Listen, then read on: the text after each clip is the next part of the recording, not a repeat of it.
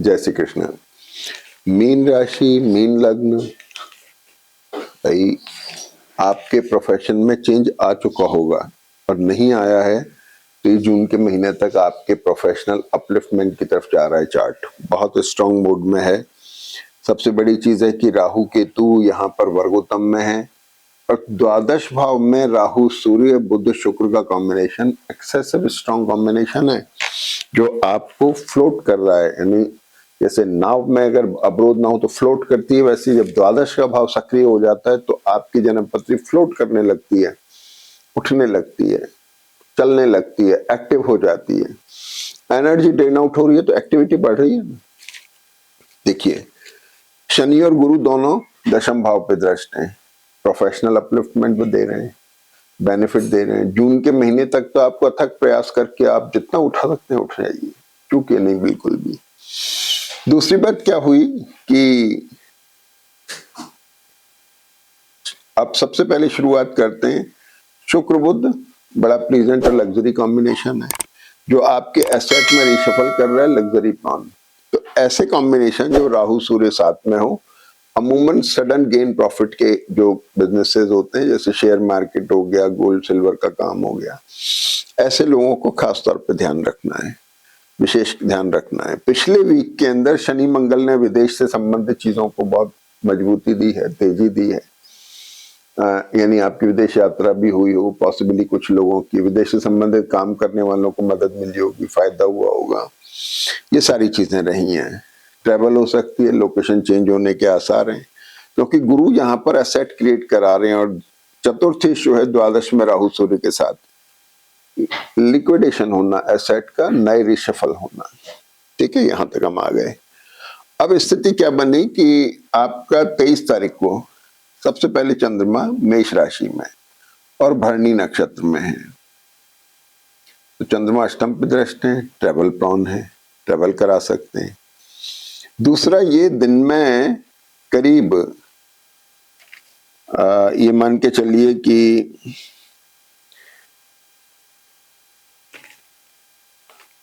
चंद्रमा जो है भरणी नक्षत्र में है दिन में 4:30 बजे तक, 16:40 तक चंद्रमा भरणी नक्षत्र में है। ये नक्षत्र अनस्टेबल होता है, ये इस समय लिए गए निर्णयों पर अपने को कभी कभी पुनर्विचार करना पड़ सकता है, इसलिए थोड़ा ध्यान रखें, एक कंफ्यूजन की स्टेट में अपन कोई निर्णय ना लें। और इसी दिन 23 तारीख को दिन में 12 बजे मंगल जो अभी तक मकर राशि में थे कुंभ राशि में आ जाते हैं और जैसे ही मंगल कुंभ राशि में आते हैं, राहु सूर्य के साथ बैठ के स्ट्रेस में तो हैं लेकिन एक्टिव भी बहुत हो गए। तो धनेश भी हुआ मंगल और भाग्येश भी हुआ, यानी भाग्येश के द्वादश में पहुंचना अपने आप में बड़ा महत्वपूर्ण है। और विदेश से संबंधित जिनके काम है, ट्रैवल प्रोन काम है, उन लोगों के लिए बहुत फायदेमंद समय है। यानी आपके पैसा आपके पास आ रहा है, भाग्य में उन्नति हो रही है, प्लीजेंट हो रहा है। एसेट के लिए मैंने कहा लग्जरी प्रोन चीजों में इन्वेस्टमेंट हो सकता है, ट्रैवल हो सकती है, प्लेजर ट्रिप हो सकती है, ये सारी चीजें हो गई। ये 23 तारीख को हुआ। अब 23 तारीख के बाद में 23 तारीख को ही रात को 11 बजे चंद्रमा वैसे वृषभ में आते हैं, तो हम ये मान लें 24 तारीख को चंद्रमा में वृषभ राशि में मिले। शनि से दृष्टों के रिडिफाइनिंग मोड में है, पंचमेश है, पुनर्विचार चल रहा है, सोच विचार चल रहा है। और सबसे बड़ी चीज क्या है कि इसका लॉर्ड द्वादश में चला गया, तो ये बड़ा इंपॉर्टेंट कॉम्बिनेशन बना। यहाँ पर कुंभ का मंगल भी दृष्ट है, तो ये स्ट्रॉन्ग पोजीशन बन गई। चंद्रमा यहाँ बहुत स्ट्रॉन्ग है, तो पंचमेश चंद्रमा, यानी अब आप स्टेबल निर्णय लेने की तरफ जा रहे हैं, कुछ सोच विचार करके, पुनर्विचार करके स्टेबल माइंडसेट की तरफ जा रहे हैं। बच्चों को लेके कंसर्न है, पढ़ाई पढ़ने वाले लोग या फिर मानसिक काम करने वालों के लिए बहुत स्ट्रॉन्ग कॉम्बिनेशन है। अब 26 तारीख को चंद्रमा आ गए मिथुन राशि में। ये एक बड़ा इंपॉर्टेंट एपिसोड हुआ। चंद्रमा यहाँ आ गए मिथुन राशि में, गुरु के साथ में है, एक अच्छा कॉम्बिनेशन बन रहा है जो एसेट क्रिएट करा रहा है, बच्चों को लेके कंसर्न दे रहा है, आपके प्रोफेशनल रेपुटेशन दे रहा है, ट्रैवल करा सकता है, एसेट लिक्विडेट करा के नया क्रिएट करा सकता है। ये सारी चीजें इस चंद्रमा में आ रही हैं, यानी ऐसा सोच विचार आपके मन में शुरू होता है और ये बेटर साइड में है। अब देखिए शनि और चंद्रमा आपके प्रोफेशनल पार्ट को भी रिडिफाइन कर रहे हैं, पुनर्विचार चल रहा है, सोच विचार करके वो चेंज लाना चाह रहे हैं, कामकाज में भी कर रहे हैं। सरकारी आदमी भी इवन पुनर्विचार करता है काम कैसे पूरा हो, इस तरफ का सोच, ये भी एक तरह का पुनर्विचार हुआ।